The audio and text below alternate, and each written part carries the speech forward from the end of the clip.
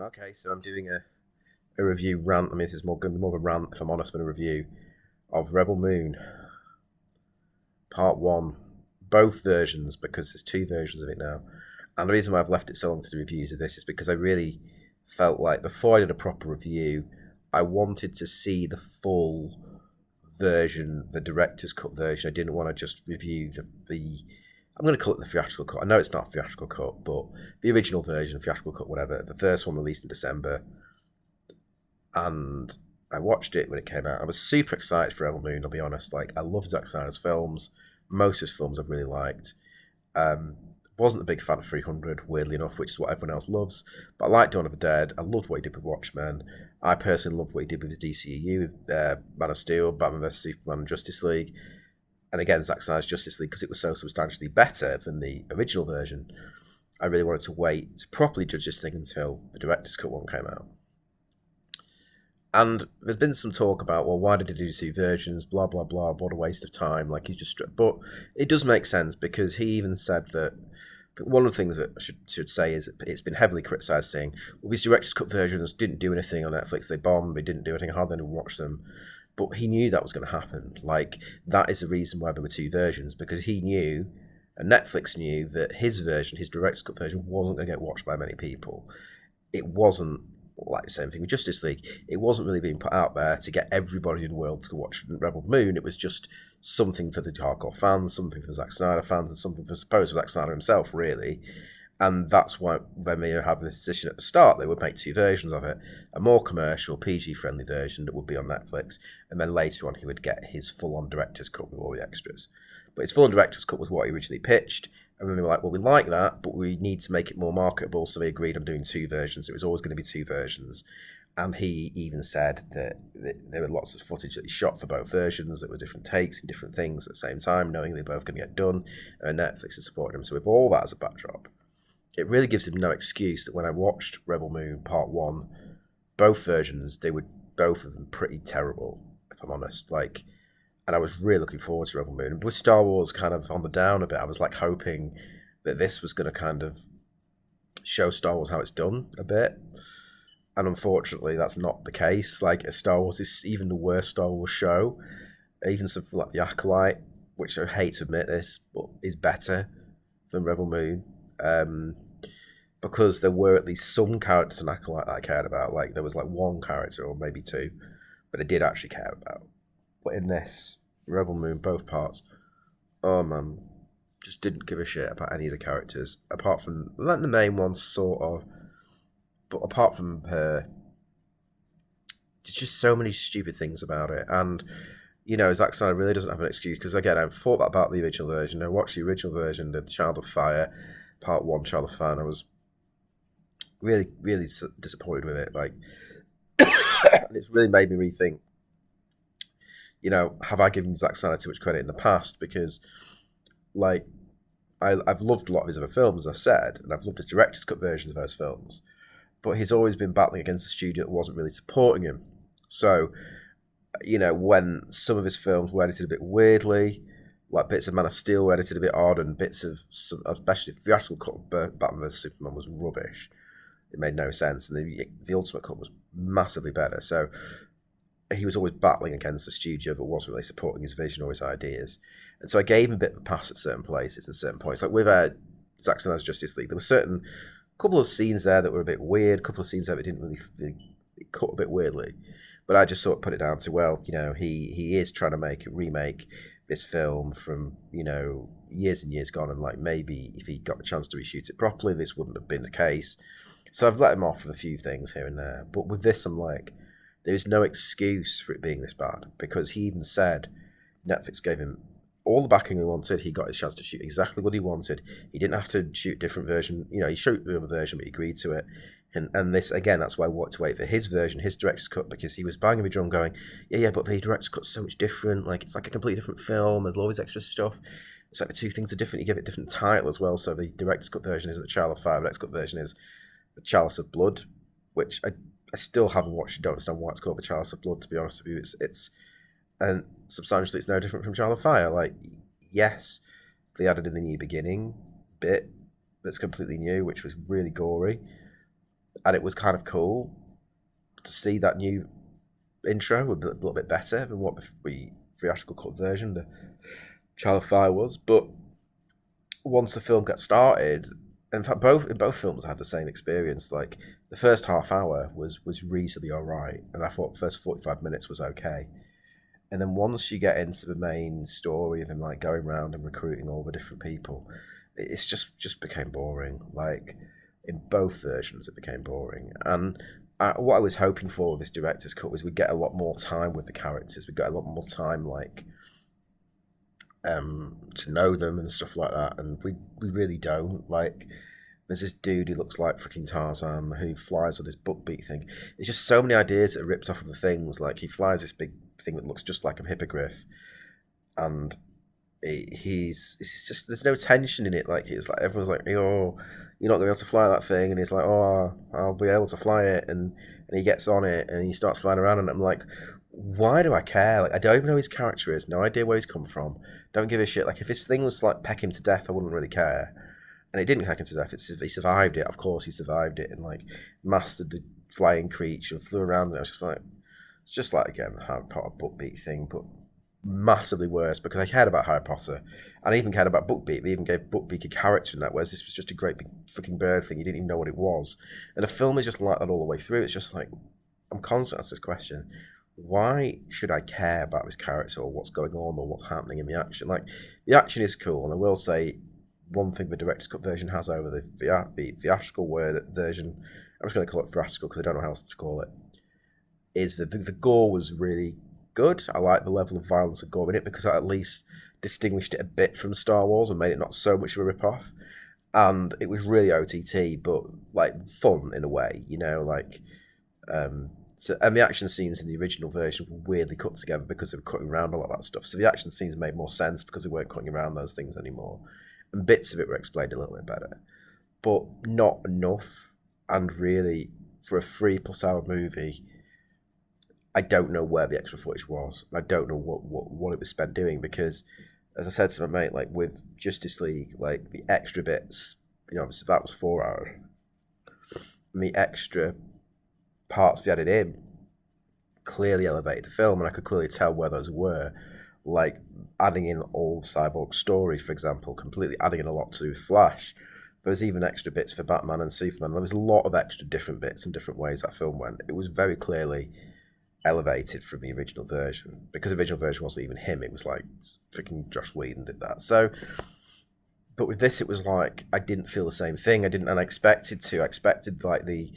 That's why I wanted to wait so long to review this thing because I was like, well, I don't want to give a view on the Child of Fire because it feels like this is a cut down version of what he's trying to do. Even watching Child of Fire, bits of it didn't make any sense. Bits of it felt like you were missing certain scenes, which you were.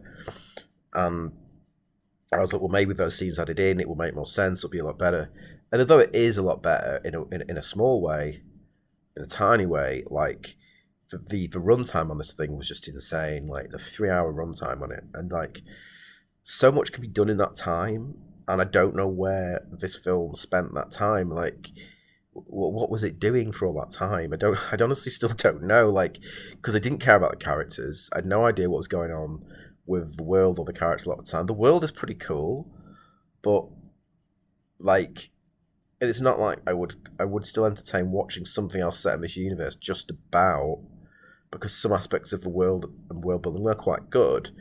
But that's not enough to enjoy something. You really need to care about what the characters are doing, and it felt like the biggest mistake they made with this, both versions, is having this sort of Magnificent Seven/Seven Samurai plot be the main thing, because it's just a story we've seen done to death thousands of times before, and yes, it can be done better. Everything can always be redone again, but you need to have really good scripts. You need to have really compelling characters for it to be good, for that thing to work, like for the 100th time. But like, how many versions of, I don't know, like Christmas Carol have there been? And we love it because Christmas Carol's really good. But with this, I was like, why is it such a long film and we don't care? Like, why is it so long and I'm confused? Like, why would the military, whatever you call it, the mother world, whatever the villains are, like, be so obsessed over this tiny little moon that has got this grain on it that they would want to come back. Like, the whole premise just didn't make any sense, for what the world was. And like, there could have been several things they could have done to make it make sense. I mean, one of them off the top of my head would have been have the Mother World as the ultimate villains, but the villains for this movie or these two movies would have been some sort of space pirates or some sort of people who come into that planet who are exploiting them, exploiting the workers, and there would be like a small scale operation of exploiting those workers, and they're asking for the grains every year to feed the men, and they kept asking for more and more of it, and it got to the point where the people on that planet couldn't supply it, and then they were starting to get violent and threatened with intimidation. That's when they were like, oh shit, we need someone to come and help get rid of these. The villains in that case would have just been these sort of low-level space pirates. They'd have been effective villains, but in terms of what they were trying to get, it would have been understandable, because it's like, well, they're space pirates, they're just trying to exploit, and they would have been trying to provide protection against the real enemies, which were the Mother World, and that would have been their leverage over these people, and say, well, if you don't like our terms, we'll stop defending you from the Mother World, and the Mother World will come and get you, or keeping you secret, or whatever, something like that. Some sort of buffer between the Mother World villains and the actual farmers and the people on this planet. That would have made sense. Another option would have been to have had some sort of side story or subplot that revealed that the people from the Mother World, why they really needed this grain. Maybe, like, secretly a lot of them were dying early, or there was some problem with the population, like they couldn't grow food anymore. They'd become so technologically advanced they'd lost the connection to nature and they weren't able to mass produce food, and people were starving, but they were keeping it quiet because they didn't want people to know. And maybe this guy's like been tasked to go and find something that's actually organic to help them restart growing food again, and he would be like, well, we need this. Like, there could have been something like that would have then made it essential for that villain to really care about getting that grain, but it didn't make sense. Again, like, it wasn't that level. It was just like, and why, like, leave that planet? Like, once you've got there and you've this massive military organization force, why just leave like 5 dudes and then fly away and go, we'll come back in like 6 months? It's like, well, why wouldn't you just stay there, set up a garrison there, get your troops there, like properly enslave the planet and just force them to work? Like, that's what they did with all the other planets. Even say, like, oh, in my planet, one of your characters, like, oh, my world, like, all the people, the Mother World came and just enslaved us all and, like, took advantage of the planet. And I'm like, well, yeah, well, why didn't we do that here? Like, why was it just, like, you just see 5 dudes to look after them? I'm like, wouldn't you just set up a base there, set up a shop there, and not leave? Didn't make any sense for them to leave. And again, that's just because it's this Magnificent Seven plot. So I think that really, like, hamstrings all of these movies. I'm going to do a review for part 2 as well in a bit, but it's the problem across both movies is, like, I just don't care about this kind of story. Like, the backstory of the main character, like Arthur was much more interesting than this stupid Rebel Moon, farmers, like, grain, like, Magnificent Seven stuff. I'm like, why not just have made a movie out of that? Like, you could have done whatever you want with this. Netflix could give you any amount of money to make this. And it felt like if he just made a film out of the flashback and added more scenes, that would have been better. Because I actually quite like that. That aspect of it was, even though it was over the top in Zack Snyder way, and it's still cheesy, it had a sort of Shakespearean aspect to it. It's almost like the first 4 movie. I was like, I like that space opera sci-fi thing. And there's not enough of it. There's very little of it. Like, only really Star Wars. And even Star Wars wasn't really space opera towards the end. So I'm like, well, it would be cool to have this sort of galactic thing, like a more overblown, sillier version of Dune or something, that's more dumb than Dune. It's definitely a lot more dumb than Dune. And yeah, so overall, just can't recommend it. And it's definitely, both versions are some of the worst things Zack Snyder's ever done. And it, like I say, it really has made me question, is he as good as I thought he was? Because that's how bad this film is. And I loved Zack Snyder before watching this, and after watching it, I'm like, please no more. Like, I'm crawling through watching part 2, like the extended version of that. But I think once I've finished it, I can't anticipate me ever coming back and watching these movies again. And I've not even been able to watch them in a full sitting. Like, each one I've had to break up into watching about half an hour, 40-minute chunks, because I just can't stomach it. I don't know how anyone in the right mind can sit and watch even one of these, even the short version, all the way through without a break, because it's just not compelling enough. But yeah, that's my rather damning, upsetting review for Rebel Moon Part 1, A Child of Fire / Rebel Moon Part 1, Chalice of Blood, which again, a completely pointless renaming.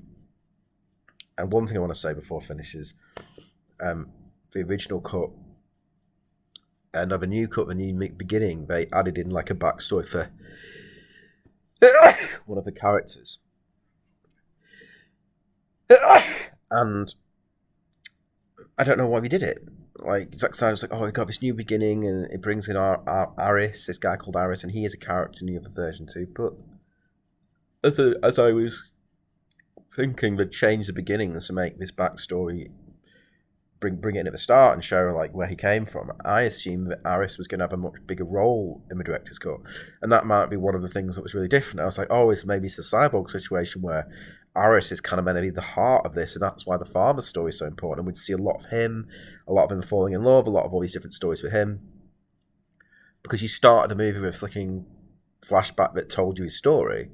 Like, instead of starting it with Cora, you were starting it with Aris. So I suddenly thought, well, Aris is maybe some sort of dual protagonist now. But no, he wasn't. Like, yeah, he got a little bit more to do in the director's cut. There's a couple more scenes of him and that girl, and they find a ship and they start fixing it up. But I'm like, he's still essentially a nothing character. You still don't know much about him. You still hardly seen him. You still hardly care about him, despite that bit they added at the beginning. And so I just made it a weird choice. I'm like, why bother? Like, why bother adding in a new scene that sets up a character that in the actual rest of the film doesn't do anything or does very little? He's not even remotely a main player. So I just don't understand the point of changing that start. Like, shouldn't it have been something to do with Arthur backstory, because she is the main character? And because they switched, I was like, oh, maybe he's going to be. It's like, no. So what was the point? I don't know. Anyway, that's my review of Rebel Moon. Honestly, if you haven't watched it at this point, don't bother. I don't think I want to support Zack Snyder in these kind of movies. I think he needs to take a break from his stuff, and I think that more than ever he needs to find some source material that is already existing that he can work off, because this is even worse than Sucker Punch, a lot worse than Sucker Punch in my opinion at least. Sucker Punch did have some original ideas of its own within what it was. It was a complete mess, but I did enjoy it in places, and I did enjoy what it was trying to say, and I enjoyed the kind of style of it and stuff, even though it was a bit too much and overblown. And again, with Sucker Punch, I also didn't care about the action scenes because they weren't even real. But with this, it's like nothing. Like, I don't like any of it, and actually, it's so ripped off other things. That's the biggest problem. So yeah, I'm finally going to stop this review /rant. That's done.